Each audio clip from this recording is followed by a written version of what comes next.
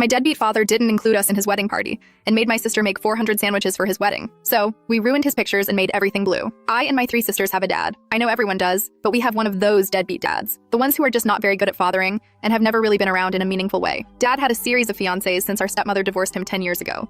And so when he told us a few years ago he was engaged again, we didn't take him very seriously. Most of us live far from him, and the real star of this story is Sasha, who lives in the same state as him. For his wedding, he asked her to cook everything. All the sandwiches for his 400 invited guests, all the sides, and even the cakes. She said yes, and as a result, was incredibly stressed. Here's where it gets good. Sasha had recently dyed the underside of her hair navy blue. You couldn't see it unless her hair was up, and it was short enough that it was hard to tell anyway. Dad told her that she needed to dye it a normal color, or she would ruin his wedding pictures. So a plan was hatched. I was certainly the driving force behind this as the day of the wedding drew near, and we all drove in to see our sister working her ass off, and our dad not paying the least attention to us. Then I found out his new wife's kids were in the wedding party. In fact, they were the whole wedding party, and we weren't. They were all wearing navy blue, and we were expected to wear any other color. Here's where the plan comes in. Sasha was the only one who communicated what color we should wear, so I called everybody and asked for 2 things. 1, to dye their hair blue, and 2, to wear a navy blue dress. My sister Lisa and Jana went shopping with me, and we hunted for 3 hours for navy blue dresses in July and purchased the best ones we could find. Then we all went to Sally's Beauty Supply and got demi-dye for our hair. We arrived the next day at the wedding with blue hair, blue dresses, and shatty-eating grins. Dad wasn't thrilled. He asked what the hell we did to our hair and said something to the effect of, "Point taken." Also,